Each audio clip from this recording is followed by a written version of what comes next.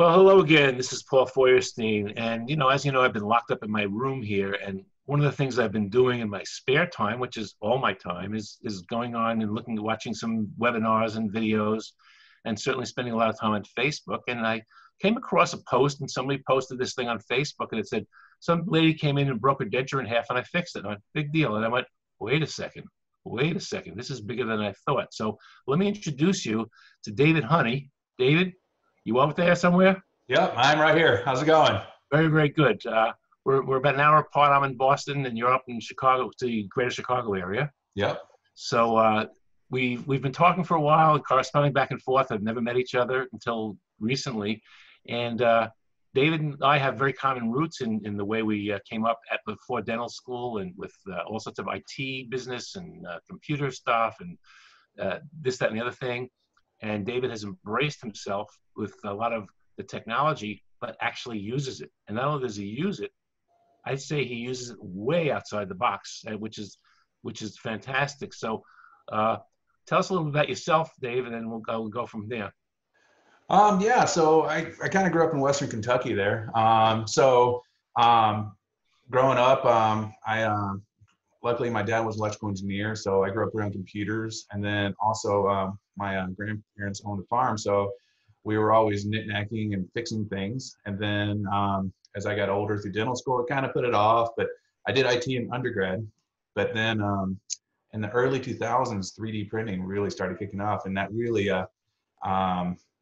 sparked my back in the day on the farm where we were fixing things and making things. So when the Rip Rap project kicked in, we can make our own printers and all that. So I was building my own printers, and I was having a blast with it. So and then just past couple years, 3D printing has really jumped on in the dental industry, and it's been exciting. So just to be a part of that. So yeah, and the printers are now quite affordable. The problem I have to say before we get started is that people don't understand. A lot of people buy printers. A lot of dentists buy printers, and then they go, "Oh my God, what do I do? How do I?" They thought they just push a button and this magical surgical guide will pop out, and they don't really understand how much is involved in the setup. I mean, now it's easy once you get to it, but it doesn't just pop out of the machine. You have to do things to it and post-process it and clean it up. And it can be a mess. So anyway, so as I said, I saw David's post, and what I'm going to do is switch to a little PowerPoint we put together of his post and the pictures that he sent, and I want you to walk through this, Dave. So I'm going to put it up. Give me a second. Let me set the screen up here for a second. Let me find it. I lost it already. Here it is.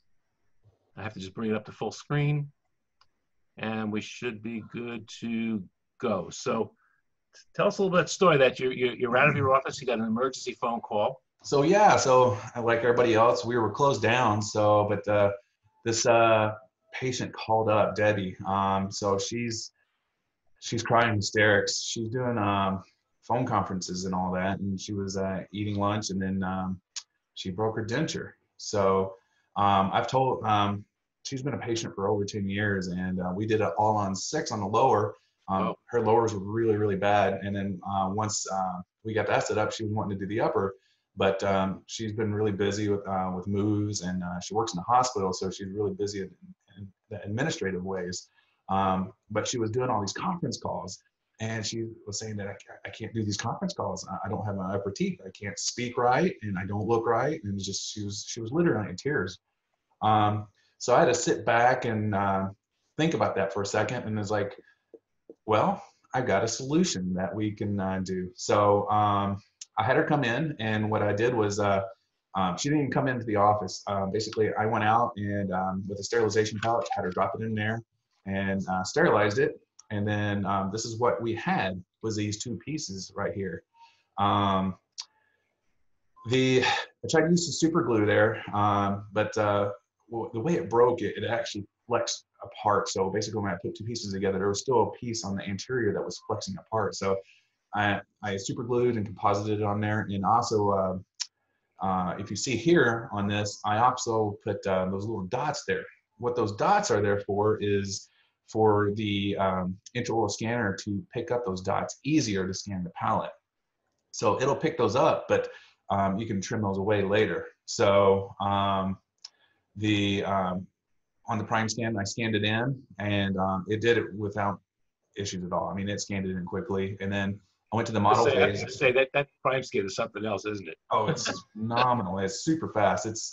I've tried them all. I mean, my wife's ortho. We've tried them all as well, and I have her sit down and try them all. And I mean, that's why she's got a prime scan as well. We're still trying to get her to integrate that a little bit more, but I mean, she loves it. So, but it's just I mean, the accuracy it produces is you'll see later in this presentation how accurate it is. So, once we got an STL model, I put it in the Rayware software there, and once we got it in the Rayware software, it took about 55 minutes to print. She also needed this really, really, really quick. So she had another conference call in 4 hours. So you're advancing here a little quick on me here. Sorry. So she needed it really, really quick. So I usually print these at 50 microns, but I did this one at 100 microns. And then you see here the resin that we used was A1 Dentica. One that we've already did a shade match for, so she was kind of, I figured might as well do an A1. She was an A2 on her other one, so see what she would be too. So it kind of gives her a little glimpse of what she'll have. So, so when we did the print, we did it on the Sprint Ray Pro. Took 55 minutes, and then this is what you see here. Explain those little lines underneath it. So those little lines are supports. So Sprint Ray has been really working on their software, and they got new support structures which work really, really, really well. It's called road support. So, so those supports are basically you can't just build something from thin air. You have to have something underneath it, like a bridge or support for it to build. So it's kind of like think of building Legos. So you can't just have Legos stacking up in the middle of the air. You have to have something underneath it for you in order to stack up on. So basically, you have to have something there to stack on top of it, then to build from there. So that's what those supports are there for. So and just you know, just as an aside, the people don't understand that this is how it comes out of the printer. So you can't just hand it to somebody and say you're done. No. There's things to do now. No. So this is how it comes out. You still have to take it off the build platform. You have to process it.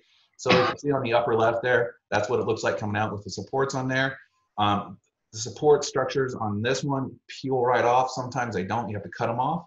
So this is what you get in the middle top slide. And then basically what I did was those bumps, I just used an acrylic burr and just trim those away. And then you had to cure it in the Sprint Ray Pro Cure. And then after we put it in the Pro Cure, I used a Gradia gum shade. It's a samples. It kind of comes with all these shades. I usually do a cutback here on these. So I do acrylic burr, cut it back a little bit, and then that way it's not so bulky there. I don't have time. If you had extra time, you'd be able to trim it back. So I just layered it right on top as thin as I could, but where it blocks the white. And then and then light cured it, and then cured it again, and then gave it to the patient. The nice thing about how accurate that scan was, the patient put it in and it fit perfectly. So there's no adjustments needed. And that's, I mean, there were some sharp spots here and there I still smoothed out, and she may still have to use, but I mean, when she pops it in, it's like, feels like my normal bite, and everything feels good and it's fitting just right. So that's always a good feeling when you're giving it back to them. So when I gave it back to him, I didn't even have her get out of the vehicle. I just had a sterilization pouch and handed it to her, and she took it out and popped it in, and she was ecstatic. So she had her meeting in 30 minutes. So she went home and had her conference call with the hospital administrative staff that they were getting together to talk about the how they're going to proceed with stuff. So that's just fantastic. So. Just real quick, we're not done yet, but this is how if you want to see more from David. Letter? Okay. There should be in the box right there. Sorry about that. That's okay. That's okay. This is real. This is real life. This is real life. We all have kids home, things going on, and animals running around. Yeah, okay, so. Hi. All right. If you remember, there was a British reporter on TV about a year and a half ago who was doing a very serious report, and some little kid came crawling in and saying, "Oh, the wife coming in trying to take care of that was so hilarious." That was great. This is real life. We're all sitting in the same place, David. So yes. David has a website. It's called Honey of a Smile. I think that's so cool. And Yes. I know you're reachable on Facebook. I'm gonna get rid of this. I'm pretty active on Facebook. A lot of people asking me about 3D questions on Facebook, so you can really reach out and get to me on Facebook. So and, I'm always and open on there. that's pretty much where I found you. You're in a few forums I've seen. So let me get rid Mhm. of this for a second, and we'll talk to you for a couple of minutes and just get a little bit more insight from you. So, is this a new office that you're in, that you're setting up now? No, I've been in this office for about 10 years. Oh, So I've been there since '09. So um, of all things, we are looking at, we were in the middle of closing on land when this whole thing happened. So yeah, we're having to meet with the village and all that, and everything's getting postponed. So it's just like, it's just, it's been fun times. it's the real thing.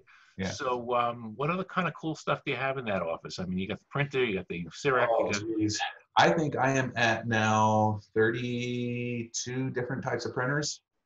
So I got them at home. I got them in the office. I try them all out. So I do a lot of tests for a lot of companies too. I buy them and test resins out. So like, um, geez, I've done large formats. Like I got the frozen transform. I've got the PL poly phenom.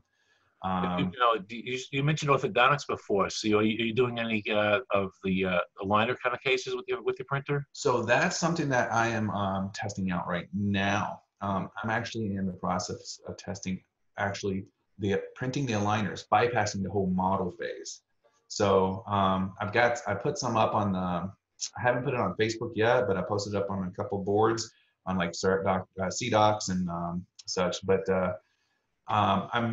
we're getting to the point where the problem is that the software is not, some of the software is not producing the aligner STL for us, but I'm talking to with a company in France where we're actually doing aligner software, and then it's actually creating the STL of the actual aligner, and I print that and I'm putting it in and it's aligning the teeth up. So I've seen actually in Germany last year at the IDS show, a couple of this, probably the same company, this French company was there, a Korean company was there, and in one print they were printing out 10 aligners at the same time, the entire case, for a cost of like a couple of bucks.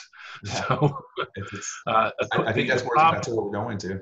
The problem I saw with the ones at least a year ago, were that they were a little thicker than you want to have. They were a little bit thick. They weren't as thin as the aligners that you're getting right now. So I've actually got some here that they're thinner than the Essex, like you would do on a suck down. really, Yeah, that's and something to look forward to. it's they've worked on it, and it's really nice actually. The main problem with the softwares that we're having is that the undercuts are really strong. So when you pop them in there, we're having a heck of a time popping them out. Yeah. There's a certain accuracy. I mean, people who are doing any type of aligners realize that when you scan it and have the aligners made, they fit 10 times better because they come all around the interproximals. Whereas an impression, it washes out. Mm-hmm. So you're getting the best of both worlds there. Yeah. Well, David, I got to tell you something. You've been a real pleasure to meet. I hope I bump into you soon. I missed you at the Chicago Midwinter meeting, and I don't know what the next meeting's going to be. I know. So, we'll keep it around. But I want to make sure I'm going to stay in touch with you. And Definitely. From the magazine standpoint, I think we can have some room for you to write some cool stuff, because you're doing a lot of interesting things. I love doing it. So. Thank you. All right. Yeah, thanks so much. And thanks for showing me this interesting thing. And stay well. Make sure the kids are okay. Keep them on those Zoom conferences. I assume they're on with teaching, I hope. Unless it's with their friends, okay. Yeah. Anything goes right now. And when things calm down, I hope to see you soon. Definitely. We have to meet up. All right, great. All right. Thanks so much.